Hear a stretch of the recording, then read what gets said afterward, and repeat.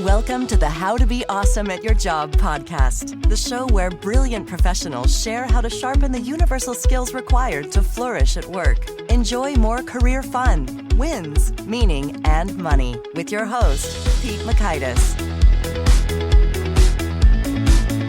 Hello, and thanks for joining us here for episode 586 with Nicholas Bloom. Nick is talking about some insights from his largest ever experiment on working from home and some of those implications for us now when there's a whole lot of working from home going on. So you'll learn 1, 4 key findings from the largest study on working from home. 2, what the ideal work from home week looks like. And 3, why this isn't the end of the office. So if you want to check out the show notes or the transcript or the links to apps we've referenced, drop on by awesomeatyourjob.com/ep586. And you can enjoy those resources right there. And while you're at awesomeatyourjob.com, you might check out the Gold Nugget email list, which gives summary insights from Nick and all the guests who've gone before him in a quick email you can read in under 3 minutes and access to the vault of all of those summary insights from every guest ever. So that's pretty cool. It's called the Gold Nuggets. Now here is Nick's story. Nick Bloom is a professor of economics at Stanford University and a co-director of the Productivity, Innovation, and Entrepreneurship program at the National Bureau of Economic Research. His research focuses on management practices and uncertainty. He previously worked at the UK Treasury and McKinsey and Company. His work has been covered in a range of media, including the New York Times, Wall Street Journal, BBC, Economist, and Financial Times. On the personal side, he is English, living with his Scottish wife and American kids, a multilingual English household on Stanford's campus. Big thanks to Nick for sharing his wisdom with us. Big thanks to our sponsors. Check them out. And big thanks to our sponsor, Acorns. Acorns makes it easy to start automatically saving and investing for your future. You don't need a lot of money or expertise to invest with Acorns. In fact, you can get started with just your spare change. Acorns recommends an expert-built portfolio that fits you and your money goals, then automatically invests your money for you. NerdWallet.com, whom I love on these sorts of matters, gives Acorns a whopping 4.7 stars and says, quote, if you want to make the most of your spare change, there's no better place to do that than Acorns. Head to acorns.com/awesome or download the Acorns app to start saving and investing for your future today. And we got a legal disclaimer here. It may not be representative of all clients. Tier 1 compensation provided. Compensation provides an incentive to positively promote Acorns. View important disclosures at acorns.com/awesome. Investing involves risk, including the loss of principal. Please consider your objectives, risk tolerance, and Acorns' fees before investing. Acorns Advisors LLC, Acorns, is an SEC-registered investment advisor. Brokerage services are provided to clients of Acorns by Acorns Securities LLC, member FINRA/SIPC. For more information, visit acorns.com. One sponsor to check out is Harvard Business Review. This brilliant magazine, published at hbr.org, is the leading destination for smart management thinking. Fun fact, HBR has been mentioned in 108 episodes of the show. That's because HBR has great stuff that comes up often. They've got explainer videos, podcasts, real-world case studies, and much more. I think of HBR each night that I put on my special orange glasses. Their article, Will Blue Light Glasses Improve Your Sleep?, revealed that those who wore them reported better sleep and a 7% improvement in work performance as compared to those who wore the sham glasses. So I cite HBR anytime anyone tells me that I look silly wearing them. Now, much of HBR's content is available for free when you sign up at their site. Subscriptions that get you unlimited content cost $10 a month.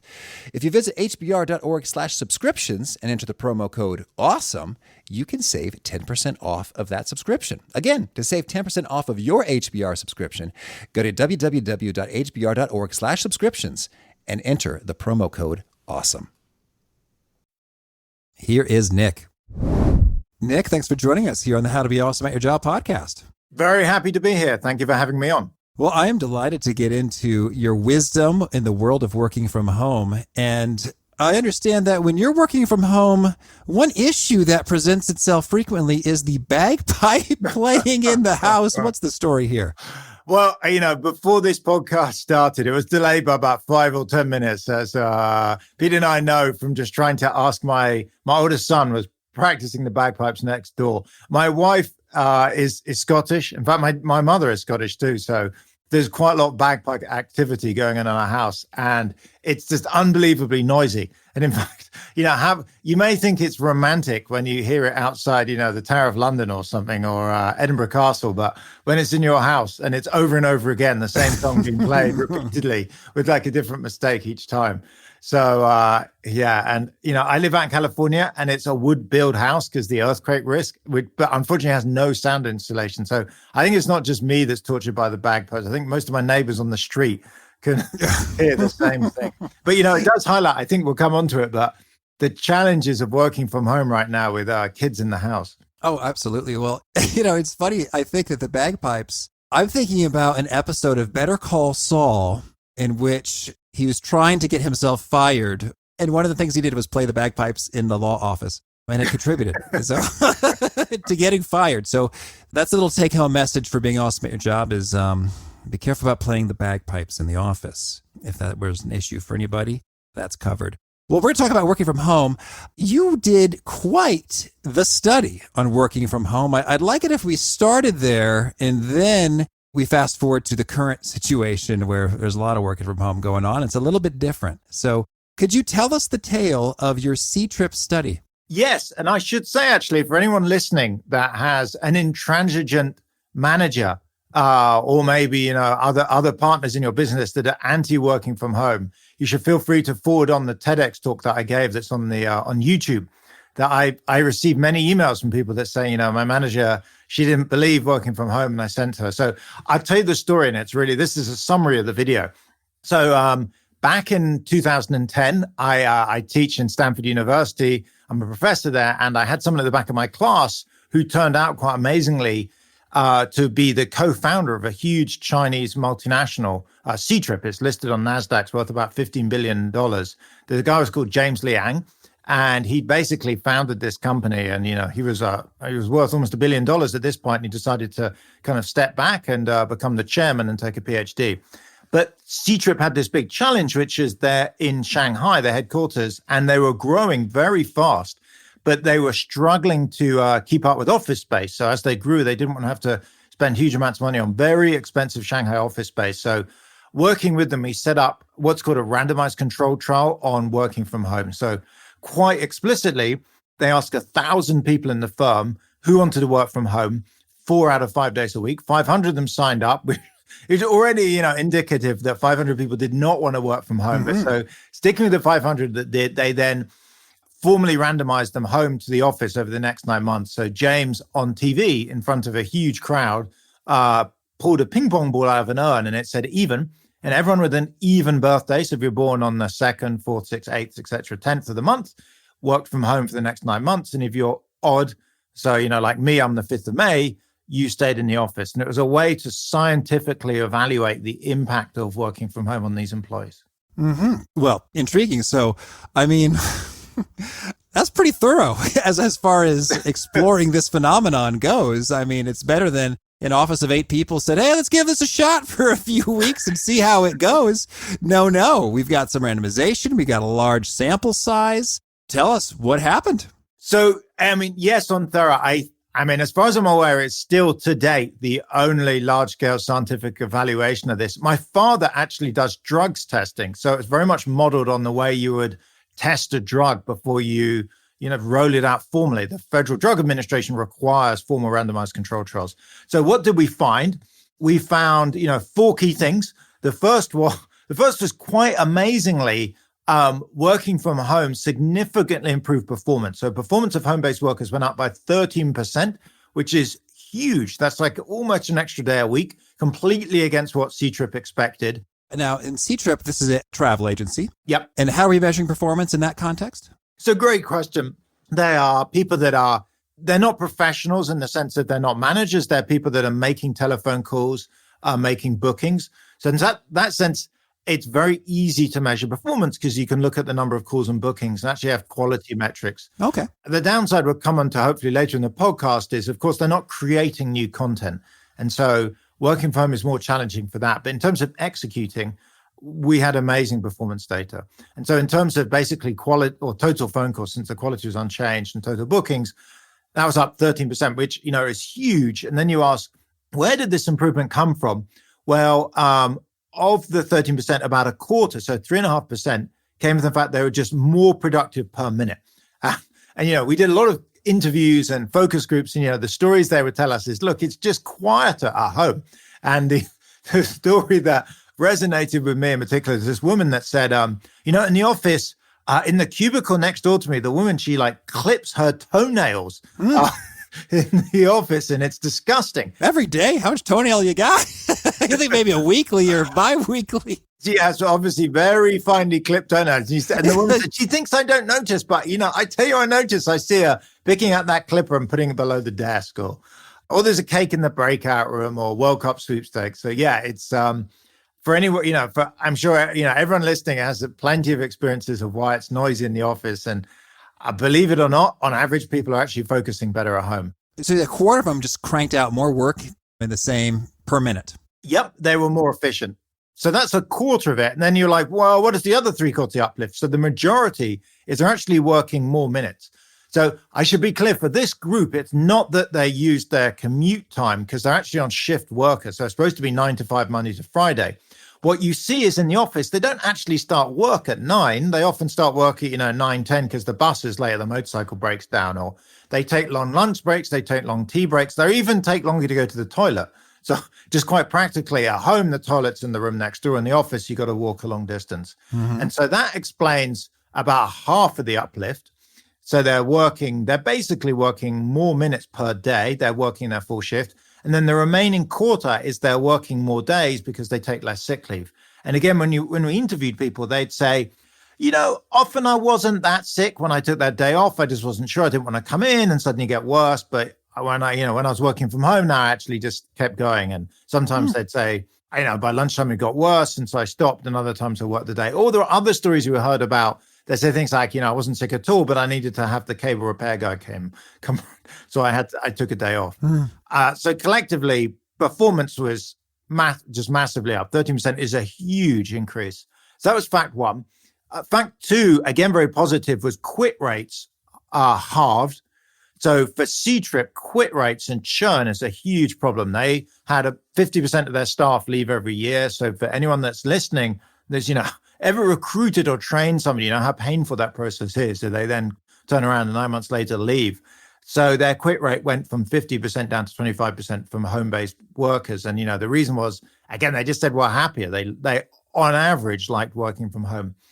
The third finding, which is the one negative piece, is promotion rates also dropped. They dropped to almost half. So that's kind of worrying. And in fact, we interviewed them and 3 different drivers came out. One was the obvious, the most worrying is that out of sight, out of mind. I'm at home. My manager's forgotten about me. I've been passed over. A second version of that was, we heard it more from managers actually. He said, look, you kind of got to be in the office to some extent to pick up on the office culture, to know what's going on, to know what your colleagues are doing, to understand the strategy. And so that time that may feel like it's wasted chatting and lunch and coffees, actually some of it's quite valuable and it's an input into management. And then the third possible story we heard a bit, the least of all, was occasionally people would tell us, look, I actually turned down being promoted because I didn't want to come back into the office. I so enjoyed working from home. I turned it down. But tips for people, full-time working from home or 4 out of 5 days a week, if the rest of the office is in the office, in COVID, everyone's at home, so we're all on equal footing. But if you're the only person full-time working from home, I think there is some risk of being passed over for a promotion. And then I should say the final finding, which again is very relevant to policy, was at the end of the 9-month experiment, C-Trip was incredibly happy. So profits went up by $2,000 per person per year. And so they were like, this is great. So they rolled it out to the whole company. But they also let everyone involved in the experiment to re-optimize. So all these people had decided to work from home or not. They'd been randomized. Basically, a year later, they said, well, look, it's work, but you can choose. Don't change your mind every other day, but you can change your mind. And it turned out around 60% of people actually changed their mind. There's a huge number of people who previously wanted to be at work from home who'd told us, look, got very lonely, it gets very isolating, or they fell victim to one of the 3 great enemies of working from home, which are the fridge, the bed, and the television. They came back into the office, and other people said, I actually saw my colleagues work quite well at home, and I'd like to instead come in, move home myself. And so there's enormous churn. And what you saw in the data was when you let people choose, the performance uplift from working from home went up to over 20%. And what's going on is people that tried it out and it didn't work that well came back into the office, and people that tried it out and it really did work, they could deal with the loneliness and isolation and perform well, they stuck at home. So, the final lesson is choice really matters. I'll talk about it later. I've been running a lot of surveys currently under COVID on people's preferences on working from home. And there is a huge variation. So younger Younger people without kids tend to want to go in the office most days. Older people with kids tend to want to work from home most days. Very few people want to do all at home or all in the office. Mm-hmm. And people often change their minds. They just don't know how they're going to, like it. So choice is really important. Yeah. Ooh, well, thanks for giving us the rundown. And that's interesting, that expression, the grass is always greener on the other side of the hill. It's like the grass is greener 60% of the time on the other side of the hill, according to this study. And that's really striking in terms of, yes, I mean, we're in a bit of a different context now. Not as many people looking to have the evidence to make the pitch to be allowed to work from home. But tuck this away, for when the time comes and you want more of it. We've got those evidence points. So let's fast forward to here now today. Choice isn't so much something that's working to our advantage anymore. Many of us are in a place where it's like, that is the only option, is you will be working from home, in the midst of the pandemic. So tell us, what's the latest you're finding with your surveys and how we're dealing and how maybe we can deal better? Sure. So, right now it's just a total change from before. So working from home, I think there's really 3 phases, and we're in the middle phase. So there was before COVID, and before COVID, around 5% of working days were full-time at home. So that's pretty rare. In fact, only 15% of Americans even ever worked from home. So most people didn't get to ever even have a single day working from home. So, 15% of us did. And, on average, we were spending 1 and 3 days at home. So pretty unusual. If you look at who was doing it, it's pretty balanced by gender and age, but it tended to be graduates, basically managers, professionals, graduate jobs. Now under COVID, as everyone can appreciate, it's very different. Now 40% of working days are at home. So there's an 8-fold increase. In fact, if you look at the other 60% of the labor force, they're roughly equally split between people working on business premises and those that are not working. So actually, more than half of people are currently actually working from home. So the US economy is like a working from home economy. But it's very, very challenging. It's not a great scenario. So, there are 4 big challenges right now. There's kids. I have 4 kids myself. And as we discussed earlier, they're playing instruments. My youngest, who's 4, she keeps bursting into the room. That's hard. That's really hard. Facilities. I'm actually in a spare room, so I'm kind of lucky. I'm in the minority of Americans that have their own private room that isn't their bedroom. But in survey data, 51% of people are basically sharing rooms or in a bedroom. Or another 2/3 of people have great internet. The remaining third have problems with internet. So facilities are a big issue. The third issue right now is choice. So basically, anyone working from home, we didn't get the choice. The office just closed and we were sent home. And it turns out that's a big issue because a lot of people really don't like working from home. And then the final challenge right now is we're doing it full time, which before COVID was really rare. So only 2% of people ever work from home full time. Now it's 40%. It's very isolating. Interestingly enough, in China, in the C-trip experience, the period we're in now, which is about 3 months in, was actually the best period. It was when people were the happiest. They were kind of it was like the euphoric honeymoon period. So I've been talking to dozens of firms and individuals over the last 2-3 months because I basically spent about most of my time working from home. Firms are generally very positive, but I fear it's going to wane a little bit as we roll on. So that's now, very widespread, but it's not great. The sweet spot is looking ahead. So right now, it's funny you mentioned store the evidence away on working from home. Right now, actually, a number of companies are thinking quite seriously about the long term. So now, 3 months in, there's major decisions. And you probably noticed like Facebook, Twitter, Microsoft, Amazon have all made public statements about their long run plans. And what's by far the most common thing, which actually looks fantastic, is most firms have said, working from home works really great. We're very happy with it, and we're going to extend it out even beyond the pandemic. And we are likely to let people do it part-time. So, the typical person may get to work in the office Monday, Wednesday, Friday, be at home Tuesday, Thursday, which for many people is the best of both worlds. You save a couple of days on commute, a bit less hassle, you get peace and quiet, but you see your colleagues throughout 5 days a week. Yeah, and that's kind of my sense. I mean, I've been working from home for about a decade in my run to my business here. And I do get lonely at times and would like colleagues at times and have been tempted to pay for co-working space just to see people. And, but then when it really comes down to it, it's like, oh man, but then I got to commute out there and they don't have a napping space right there. So anyway, I'd love your view while you mentioned it. I guess choice matters and people have different perspectives. Is there an optimal with regard to the days, 1 day, 2 days, consecutive, non-consecutive? It's a great question. So I'll give you 3 broad tips and then I'll drill into the one that you want to hear most about. So the 3 broad tips I've been telling firms, repeating, I think it's becoming like a consensus. Every firm I talk to kind of affirms the same view. So the first is part-time. I have lots of survey data. I won't go through it in details, but basically most people want to work from home something like 1 to 3 days a week. Only 20% of people want to work from home full-time. Only 25% of people want to be in the office full-time. So the vast majority of us want to mix. So I'll come back to that in a minute. But so the first thing is part-time. The second thing is make it optional. So I would strongly advise against forcing anything on anyone. You're probably going to have some mandatory days in the office. So I wouldn't probably let in the long run anyone be at home 5 days a week, but you may say, look, you can do anything from 2 to 5 days a week in the office, and how you split it is your choice. And then finally, I think it is a perk, not an entitlement, which means if people goof off, you give them a warning, and if they goof off again, you haul them back into the office. So those are the 3 key tips. On the first, coming back to the number of days, their broad advice is something like Monday, Wednesday, Friday in the office, Tuesday, Thursday at home, and the whole team does it. So the reasons for that are, firstly, the whole team is in on Monday, Wednesday, Friday. So if you want to have a client meeting or a lunch or a presentation or, some kind of training event, everyone's going to be there. And if you're taking that Tuesday and Thursday off at home, you don't feel like you're missing out. So I think it's important to coordinate. I also, to your question, which days, I would avoid having the whole team at home on Monday or Friday. It tends to generate the extended weekend.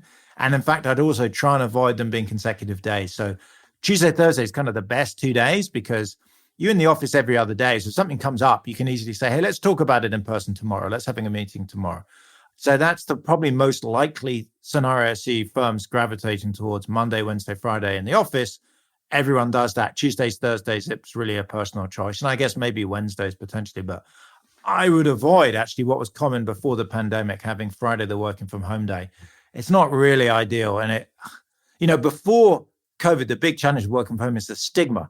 The whole thing of working from home, shirking from home, that's basically gone. Right. But, even so, working from home on Friday is not kind of the best message. If you're going to take 1 day off, take a Tuesday, Wednesday, Thursday off. Mm-hmm. So you think that there's a higher probability of the shirking actually happening when it's on a Friday or a Monday? Yes. And also the perception isn't as good. So, if you're a manager, it's hard, perception and reality kind of merge one into another. But I really want to encourage working from home in an adult way. I mean, very few jobs are basically evaluated. There are 2 ways to evaluate someone's performance. There's what's called inputs and outputs. And, mature graduate types of jobs, I assume pretty much all your listeners are you want to be evaluated on outputs, what you do. And what you don't want to be evaluated as inputs. I want to, I'm assessed on the fact that I sit at my desk and look at a computer screen all day. That's not really great. I want to be treated as an adult and left to kind of get on with stuff and plan my own work. And, as part of that, I have to build trust. And one of the things is trying to avoid things that, maybe look a bit suspicious. So I would work from home Tuesday, Wednesday, Thursday. There's no real, it's very hard to argue for a Friday, except for the fact that it's next to the weekend and it makes it easier to go away for long weekends. And that just is not a good signal. Mm-hmm. Okay. Well, so now I'd love to get your take on when we are in this environment where, like it or not, working from home is what you're doing. What are your top do's and don'ts for helping us do some great output as well as, be recognized and promoted and all those good things? I came to the realization about 3-4 weeks ago, this is going to be the long haul. So just to explain, Stanford University, my employer, has just announced that effectively all online teaching, and it looks like all conferences and seminars, all teaching and conferences and seminars are going to be online, probably till next summer. It's not certain, but, I see us we're going to be in this for another year or so. And for me at that point, it became clear, it was worth thinking about the logistics of working from home. And so I went out and spent, $150 on a better microphone, $150. I was going to say, when you booked this, you didn't have that, and now you do. Yeah, I mean, we're spending hours every day, and our laptops are not designed for this. I actually dropped my main laptop on my old spare one, but You mean just ergonomically, like your hands and your neck and where you're looking? yeah, exactly. It's like, the working from home version of a nice suit, except it's cheaper. I mean, $300 is cheaper than a nice suit and a pair of shoes. So I would totally buy a webcam and microphone. I would also do a trial run on how you look on the camera. I had this, I was actually doing a TV interview, and the woman on the reporter said, your glasses are reflecting a lot. And it turned out, I didn't realize that, and I've been fiddling around with this, but it turned out having a light source, you're always told to look out the window so the light is shining onto your face rather than you're like some dark, shadowy silhouette. Mm-hmm. But there is a second thing. So that's, number one, always you want to have the light behind the camera so it lights you up. But the second thing is try and avoid it literally being directly behind the camera, because then it reflects into your glasses back into the camera. So weirdly enough, you can't see because I'm on a podcast, but I'm actually looking at a window, but I put a cardboard screen that blocks like right behind the laptop, and I put lights to either side. Oh. So I probably spend 4 or 5 hours a day on video. And in some sense, again, it's recreating a personal touch. You want people to see your eyes. So if you're wearing glasses, it's, I don't want to have to wear contact lenses.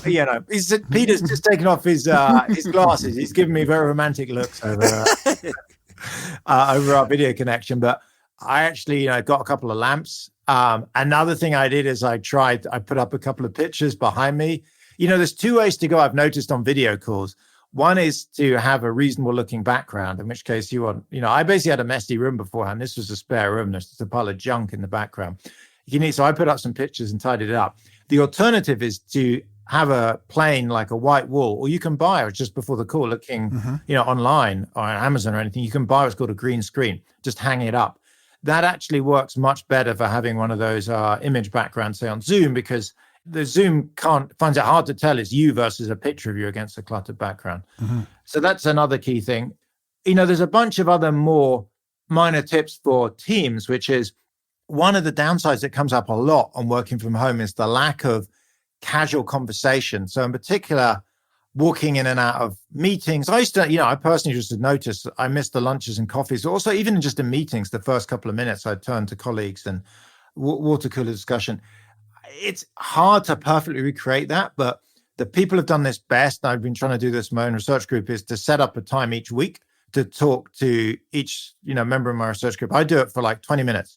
And it's a very deliberate, regular one-on-one time. I've heard other managers, one manager I'm talking to said, look, I speak to every member of my team for 5 minutes at the beginning of each day just to check in on them. And if I need more time, I spend more time. And the upside about doing this online is it's very easy to just have a scheduling tool, like, Google Sheets. And you just say, write your name, and you just sign the names up and they fill up. And because it's online, it's easy to be punctual.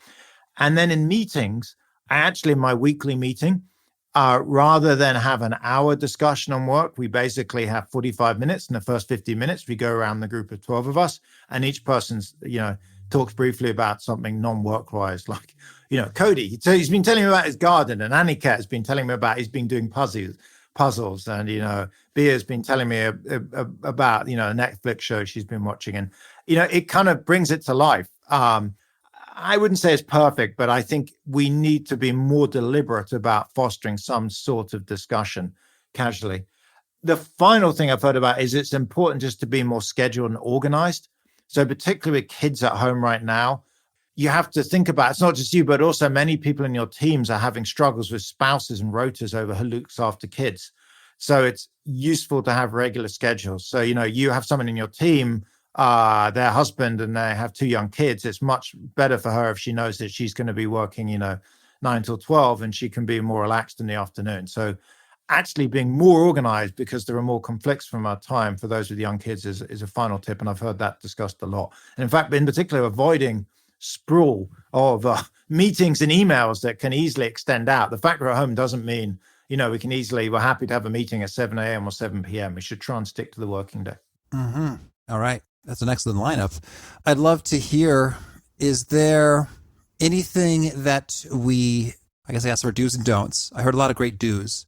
So there's some don'ts in terms of like you're seeing a mistake appear again and again and again, or there's sort of a hidden risk or peril or danger that folks don't know that they are overlooking. For example, you mentioned, I think there's a great example there with the water cooler type talk, those informal bits of conversation, like they can just disappear if you're not sort of mindful and thoughtful and planful to get them in there. Is there anything else that you think people are overlooking? I mean, a bigger thing is don't get rid of the office. So I've had so many senior managers say, hey, this is the end of the office, or, we're going to shrink our office down. Just to go through the economics of this, now, I've written it down. If anyone in particular fears that, their boss is thinking of closing the office, the points to think about is one, right now, we're really in the euphoric phase. As I mentioned, 3 months is exactly the wrong time to be, deciding office closes. It's like planning your life after the first date. You're incredibly happy, but you haven't seen the bad stuff. So I would wait. In China, in C-Trip, we saw 3 months was literally the peak. So it's literally the worst time to be evaluating long run. And in fact, from talking to firms, there are some major upsides about in-person meetings. The first is creativity. It actually turns out it's much harder to be creative remotely. The second is just inspiration. It's hard to remain motivated and inspired sitting in our bedroom. And finally, there's an issue of loyalty. I think if we're at home month in, month out, we feel a weaker connection to your firm. So I really think we do want to be in the office 2 or 3 days a week.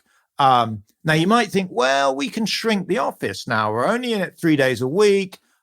Even if we're on the same days, maybe we need less space per person. But I have to remember social distancing has actually dramatically increased the square footage per person. Yeah. So the firms I've been talking to are talking about 2 to 3 times space per person.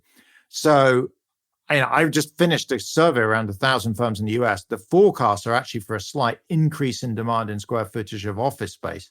So sure, we're going to spend less days per week in the office, probably something like 15% less days, I estimate, but we maybe need something like 50% more space per person. So I think getting rid of the office would be a huge mistake right now.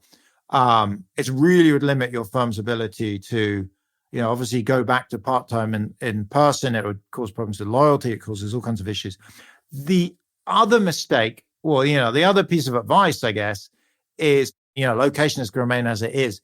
There's huge evidence to show we are shifting pretty radically out of skyscrapers into industrial parks. So skyscrapers have a huge issue, which is one is mass transit. How do you get to the front door? And the second is elevators. How do you get from the front door up to your desk? So if you think about, a normal high rise, it takes something like 2 to 3 square feet of space to put one person in. A crushed elevator, you basically, if you think of a person, they're about a foot by, 2 foot.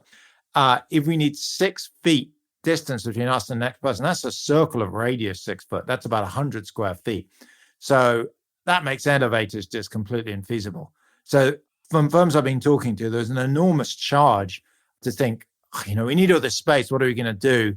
We're going to think about moving out into industrial parks, maybe taking over, old leases of shops that have gone bankrupt, maybe gyms that are closed down, etc. So if you're involved in that side of the office, the mistake would be to shutter the office. The advice is to think about actually where you want to be when you return to work 6 to 9 months from now. And I think it could well be an industrial park where you can drive to and walk up a couple of stairs to get to your desk. That's handy. Thanks. Well, now can you share with us a few of your favorite things? Let's start with a favorite quote. What's something you find inspiring?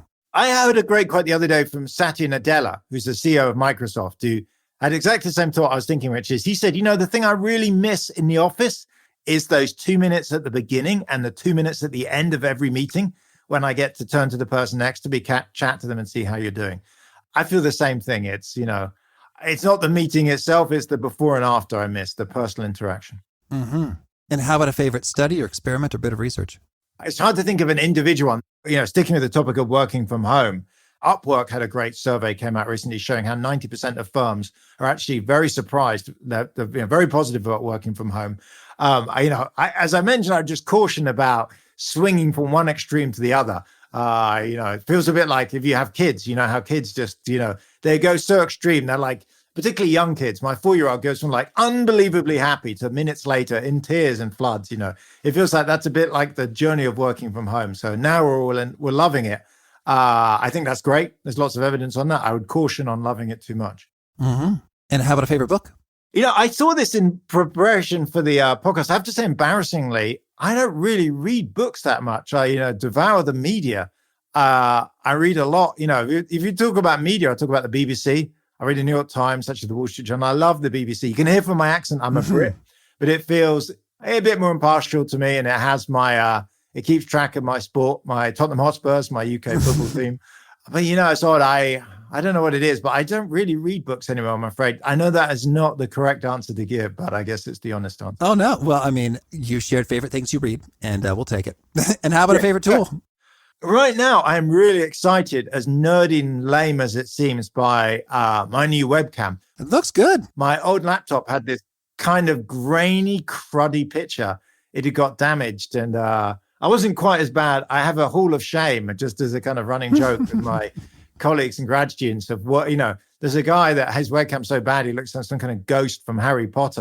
I wasn't quite there, but I was so excited just to finally get a clean, crisp image. I always wondered how other people did it. I thought they just looked clean and crisp, and maybe that's part of the story, but I think they also have better technology, a better tool. Well, now we got to know. Do you know the make, the model?